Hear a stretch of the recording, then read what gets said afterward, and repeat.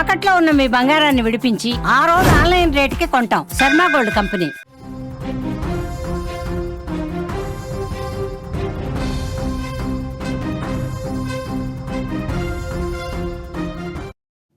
Russia Ukraine war మళ్లీ తీవ్ర రూపం దాల్చుతోంది. ఉక్రెయిన్లోని డొనెట్స్క్లో ఘోరమైన దాడి చేసింది రష్యా యుద్ధ విమానం గ్లైడ్ బాంబుతో దాడి. పింఛను కోసం క్యూలో ఉన్న వాళ్ళ మీద బాంబులు పడ్డాయి. 23 మంది వృద్ధులు చనిపోయారు, 19 మందికి గాయాలయ్యాయి. సంఘటన స్థలంలో పోస్టల్ వ్యాన్ ఒకటి ధ్వంసమైంది. రష్యాపై మరిన్ని ఆంక్షలకు జెలెన్స్కీ పిలుపునిచ్చారు. గత కొన్ని సంవత్సరాలుగా కొనసాగుతున్న రష్యా యుక్రెయిన్ యుద్ధం ఇప్పుడు చాలా దారుణంగా తయారైన పరిస్థితుంది. ఈ భీకర యుద్ధంలో అమాయక ప్రజలు బలైపోతున్నారు. తాజాగా పింఛను కోసం క్యూలో నిల్చున్న వృద్ధులపై జరిగిన బాంబు దాడి ప్రపంచాన్ని దిగ్భ్రాంతికి గురిచేసింది. ఉక్రెయిన్లోని డొనెట్స్క్ ప్రాంతంలో ఈ దుర్ఘటన చోటు చేసుకుంది.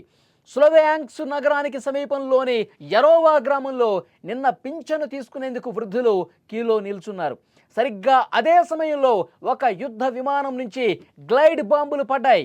ఈ దాడిలో 23 మంది వృద్ధులు ప్రాణాలు కోల్పోయారు.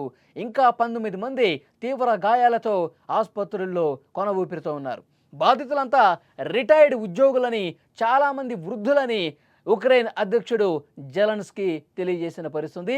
దాడి అనంతరం దృశ్యాలు ఒక్కసారి మీరు స్క్రీన్ మీద చూడండి. రష్యా తన యుద్ధ విమానం నుంచి గ్లైడ్ బాంబులు ఒక్కసారి జార విడచడంతో కిందకు పడ్డటువంటి బాంబులు వృద్ధులు పింఛన్ తీసుకున్నటువంటి కార్యాలయం ఎక్కడైతే ఉందో దాని మీద ఒక్కసారిగా పట్టడంతో ఆన్ ది స్పాట్ 19 మంది చనిపోయారు. వృద్ధులే అందరూ కూడా చనిపోయారు. పింఛను కోసం వాళ్ళు వేచి చూస్తున్న సమయంలో వాళ్ళందరూ రిటైర్డ్ ఉద్యోగులుగా తెలుస్తుంది.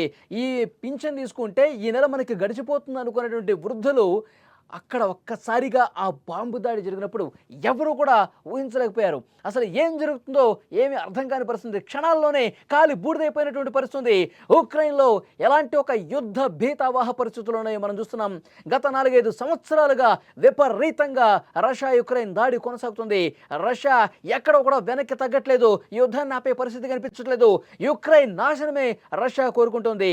నిన్న జరిగినటువంటి దాడిలో అంతకు కొన్ని రోజుల ముందు అతిపెద్ద నౌకను కూడా కూల్చేసిన పరిస్థితి. ఇప్పుడు నేరుగా జనావాసాల మీద బాంబులు పడుతున్నాయి. అంటే యుద్ధ తీవ్రత ఏ స్థాయిలో ఉందో ఇక్కడ మనం అర్థం చేసుకోవచ్చు. రష్యా ఎంత తీవ్రమైనటువంటి దారుణంగా దాడులు చేస్తుందో కూడా ఇక్కడ మనం చూస్తూ ఉన్నాం. విజువల్స్లో చూస్తున్నాం. అక్కడ ఉన్నటువంటి ఆ భవనాలు పూర్తిగా ఏ విధంగా ధ్వంసమైపోయినాయి, చాలా చెదరైపోయినాయి, నామరూపాలు లేకుండా కాలి మసైపోయిందో ఒక్కసారి ఆ విజువల్ చూస్తే మీకు అర్థమవుతుంది. రైట్ సైడ్ బాక్స్లో ఇంకా ఆ మంటలు ఇంకా చల్లారలేదు, వాటిని ఇంకా ఆర్పే ప్రయత్నం జరుగుతూనే ఉంది.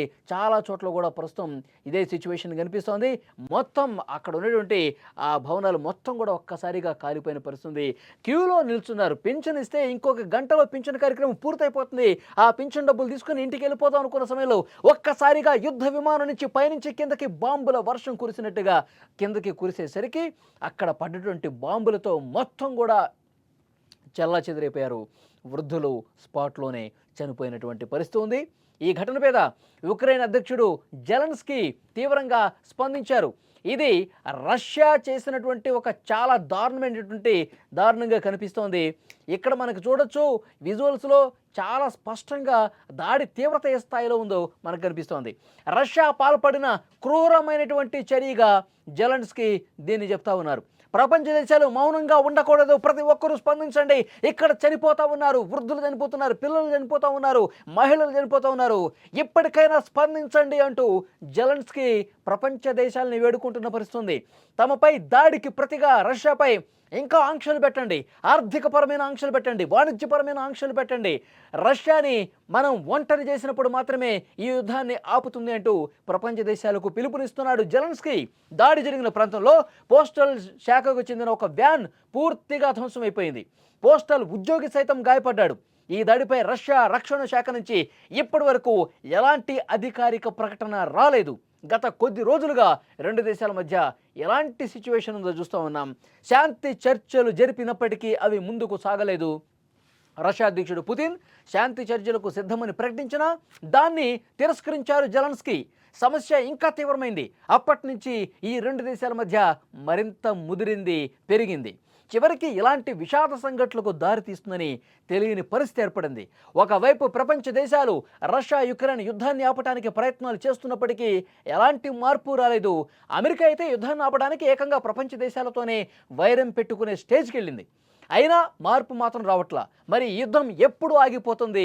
ఎప్పుడు అక్కడ శాంతి కనిపిస్తుంది? ఎందుకంటే అక్కడ సామాన్య ప్రజలు చచ్చిపోతూ ఉన్నారు, వృద్ధులు చచ్చిపోతూ ఉన్నారు. అసలు ఏ అభం శుభం తెలియనటువంటి, ఏ పాపం తెలియని వాళ్ళు కూడా ఉన్న పళంగా ఈ యుద్ధం కారణంగా బాంబుల మీద పడి యుద్ధ విమానాలతో దాడులు చేసి ఈ విధంగా కన్ను మూస్తున్నటువంటి పరిస్థితి ఉంది. చాలా ఘోరంగా అక్కడ సిచ్యువేషన్ ఉంది. మరి ఈ యుద్ధం ఎప్పుడు క్లోజ్ చేస్తారు? రష్యా అధ్యక్షుడు వ్లాదిమిర్ పుతిన్ ఎప్పుడు కనికరిస్తారు?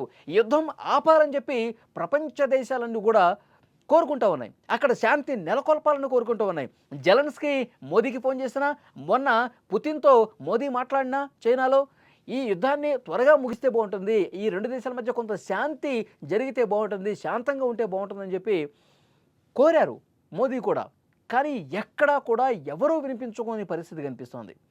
అమెరికా ఈ సుంకాలు వేసిన తర్వాత భారత్ మీద జెలెన్స్కీ రియాక్ట్ అయ్యాడు. రష్యాకి సపోర్ట్ చేస్తున్న వాళ్ళకి సుంకాలు వేయటం కరెక్ట్ అని మాట్లాడాడు.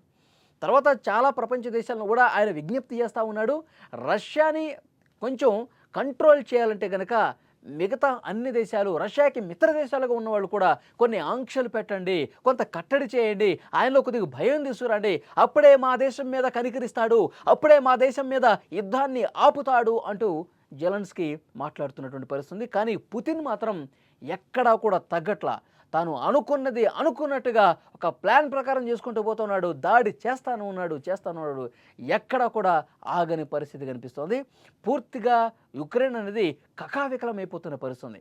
శాంతి ఒప్పందాలు జరగాలి, శాంతి నెలకొనవ్వాలి, కాల్పుల విరమణ ఒప్పందం జరగాలని చెప్పి జెలెన్స్కీ కోరుకుంటా ఉన్నాడు. కానీ పుతిన్ మాత్రం అంగీకరించట్లా. పుతిన్ మనం చర్చలు చేసుకుందాం అని ఒక సందర్భంలో పిలిచాడు, కానీ జెలెన్స్కీ అంగీకరించాల. రష్యా అధ్యక్షుడు ఏం చెప్తాడో కూడా జెలెన్స్కీకి తెలుసు. ఆ ప్రాంతాలు ఏవైతే ఉన్నాయో, డొనెట్స్ కావచ్చు, లుహాన్స్క్ కావచ్చు, జపోరిజియా కావచ్చు, ఈ ప్రాంతాలు మొత్తం కూడా రష్యాలో కలిపేసుకోవాలనేటువంటి ఆలోచన పుతిన్కు ఉంది. కానీ ఇలాంటి భూములకు సంబంధించినటువంటి ఒప్పందాలు ఏవి కూడా మేము చేసుకోము, మా భూమి మాదే, మా దేశానికి సంబంధించిన సరిహద్దు ప్రాంతాలన్నీ కూడా మావే, మీవి కాదు అని చెప్పి ఇంకా జెలెన్స్కీ అదే మొండి పట్టుదల కనబరుస్తూ ఉన్నాడు. ఇంకోటి, నాటో గ్రూప్లో కూడా జాయిన్ కావద్దని చెప్పి ఒక కండిషన్ పెడతా ఉన్నాడు పుతిన్ జెలెన్స్కీకి. దాన్ని కూడా యాక్సెప్ట్ చేసే పరిస్థితి కనపట్ల. సో అందుకే ఇన్ని సంవత్సరాలైనా సరే యుద్ధం ఆగని పరిస్థితి కనిపిస్తుంది. ఒకవైపు ట్రంప్ చేస్తున్నటువంటి ప్రయత్నాలు కావచ్చు, మిగతా పెద్ద దేశాలు చేస్తున్న ప్రయత్నాలు కావచ్చు, కొలిక్కి రాకపోవడానికి కారణం ఏంటంటే పుతిన్ చాలా గట్టిగా ఉన్నాడు. ఆ ప్రాంతాలు పూర్తిగా రష్యావే, రష్యాలో మేము కలిపేసుకుంటాం. కానీ దీనికి జెలెన్స్కీ ఒప్పుకోవట్లేదు. అందుకే చర్చలు మొత్తం కూడా ముందుకి కదలని కనిపిస్తుంది. ఎక్కడికక్కడ ప్రతిష్టంభన ఏర్పడుతోంది. మరి ఎప్పుడు కొలిక్కి వస్తుందో కూడా అర్థం కనిపిస్తుంది, ఎప్పుడు అక్కడ శాంతి విరాజిల్లుతుందో కూడా తెలియని పరిస్థితి కనిపిస్తుంది. కానీ వీళ్ళ మొండి పట్టుదల కారణంగా అమాయకులైన ప్రజలు చచ్చిపోతూ ఉన్నారు కదా, వృద్ధులు చచ్చిపోతూ ఉన్నారు కదా. పాపం పింఛను కోసం క్యూలో నిలబడ్డ 23 మంది చచ్చిపోయారంటే, ఇంకా కొంతమంది ఆసుపత్రుల్లో చావు బతుకుల మధ్య ఉన్నారంటే తప్పు ఎవరిది? ఎవరి అహం కోసం ఈ విధంగా సామాన్య ప్రజలను చంపుతున్న పరిస్థితుంది? దీని మీద ఒక్కసారి ఆలోచన చేయాలి. మళ్ళీ ఒకసారి రెండు దేశాల మధ్య చర్చలు జరిపే విధంగా చాలా గట్టి ప్రయత్నం చేయాలని కూడా మేధావులు చెప్తున్న పరిస్థితి ఉంది.